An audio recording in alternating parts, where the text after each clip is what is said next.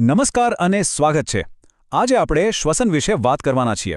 હા, એ જ પ્રક્રિયા જે પૃથ્વી પરના દરેક જીવંત પ્રાણીને શક્તિ આપે છે, પછી ભલે એ નાનામાં નાનો જીવાણુ હોય કે પછી દરિયાની વિશાળ વેલ. તો ચાલો એકદમ સીધા અને સરળ સવાલથી શરૂઆત કરીએ. આપણે શ્વાસ લઈએ જ શા માટે છીએ? આ એટલી સહેજ ક્રિયા છે કે આપણે એના પર ભાગ્યે જ વિચારીએ છીએ, પણ એની પાછળનું વિજ્ઞાન ખરેખર ખૂબ જ રસપ્રદ છે. તો આજના વિશ્લેષણમાં આપણે શું શું જોવાના છીએ? સૌથી પહેલાં ઊર્જા, એટલે કે જીવનનું બળતણ. પછી શ્વસનના બે મુખ્ય પ્રકારો. ત્યાર પછી આપણા શરીરમાં શ્વાસની આખી યાત્રા કેવી હોય છે એ સમજીશું. પછી જોઈશું કે બીજા જીવોમાં શ્વસન કેવી રીતે થાય છે. અને છેલ્લે, હા, વનસ્પતિ પણ શ્વાસ લે છે.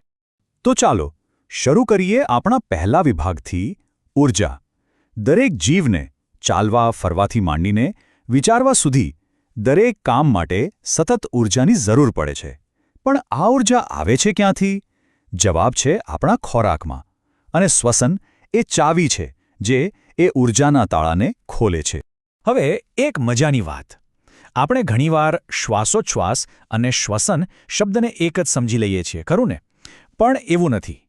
શ્વાસોચ્છ્વાસ એટલે તો ખાલી હવા અંદર લેવી અને બહાર કાઢવી. એ એક ભૌતિક ક્રિયા છે. જ્યારે અસલી શ્વસન તો આપણા શરીરના કોષોની અંદર થાય છે, જ્યાં ખોરાક તૂટે છે અને એમાંથી ઊર્જા બને છે. તો હવે સવાલ એ છે કે આ પ્રક્રિયા થાય છે કેવી રીતે? વેલ, શ્વસન મુખ્યત્વે બે રીતે થાય છે, અને આ બધો જ આધાર ઓક્સિજનની હાજરી છે કે નહીં એના પર રહેલો છે. આ પ્રક્રિયાનું વૈજ્ઞાનિક નામ છે કોષીય શ્વસન. એવું સમજી લો કે દરેક જીવંત કોષની અંદર એક નાનકડું પાવર હાઉસ છે, જે ખોરાકને વાપરી શકાય એવી ઊર્જામાં ફેરવે છે.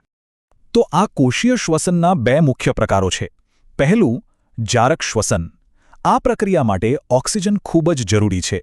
જ્યારે ઓક્સિજન મળે છે ત્યારે ગ્લુકોઝનું સંપૂર્ણ વિઘટન થાય છે અને પુષ્કળ ઊર્જા છૂટી પડે છે. આપણે અને મોટાભાગના જીવો આ જ રીતે ઊર્જા મેળવીએ છીએ. હવે બીજું છે અજારક શ્વસન. આ ઓક્સિજન વગર થાય છે અને એટલે જ એમાં ઊર્જા પણ ઓછી બને છે. આનું એકદમ સીધું ઉદાહરણ જોઈએ. વિચારો કે આપણે ખૂબ ઝડપથી દોડી રહ્યા છીએ. શું થાય છે? શ્વાસ ચડી જાય છે, બરાબર? એ સમયે આપણા સ્નાયુઓને પૂરતો ઓક્સિજન નથી મળતો, એટલે તેઓ અજારક શ્વસન પર સ્વિચ કરી જાય છે, અને એના કારણે જ લેક્ટિક એસિડ બને છે, જે આપણને થકાવી દે છે. ચાલો હવે જરા આપણી પોતાની સિસ્ટમ પર આવીએ.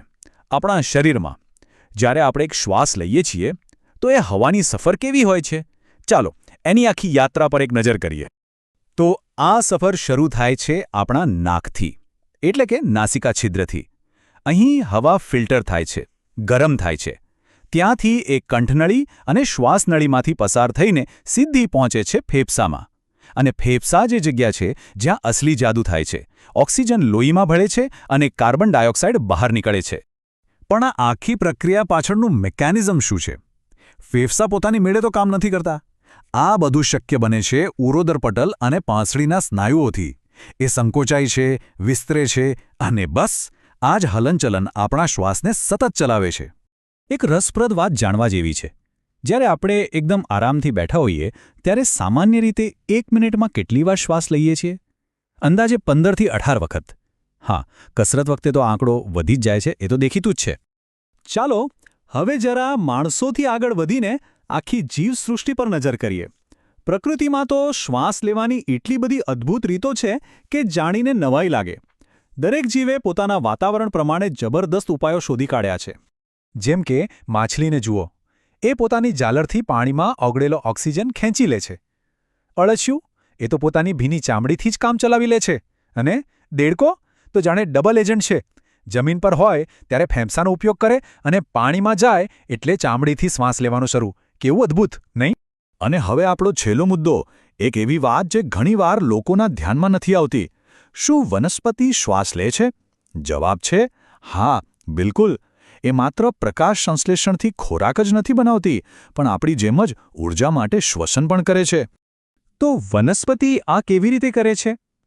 તેમના પાંદડા પર એકદમ નાના નાના છિદ્રો હોય છે, જેને પર્ણરંધ્ર કહેવાય છે. આ જ છિદ્રોમાંથી ઓક્સિજન અને કાર્બન ડાયોક્સાઇડની આપ-લે થાય છે. આ છિદ્રો શ્વસન અને પ્રકાશ સંશ્લેષણ બંને માટે ખૂબ જ જરૂરી છે. તો આ પરથી એક વાત સ્પષ્ટ છે. શ્વસન એટલે ખાલી શ્વાસ લેવો મૂકવો એટલું જ નથી. એ તો જીવનનું એન્જિન છે. એક એવી કડી જે નાનામાં નાના બેક્ટેરિયાથી લઈને મોટામાં મોટા વૃક્ષ સુધી દરેક જીવને એકબીજા સાથે જોડે છે. અને આ જ વાત આપણને એક મોટા સવાલ પર લાવીને મૂકે છે. વિચારો કે વનસ્પતિ અને પ્રાણીઓના શ્વસનનું આ જે સંતુલન છે એ આપણા ગ્રહના પર્યાવરણ માટે કેટલું મહત્વનું હશે.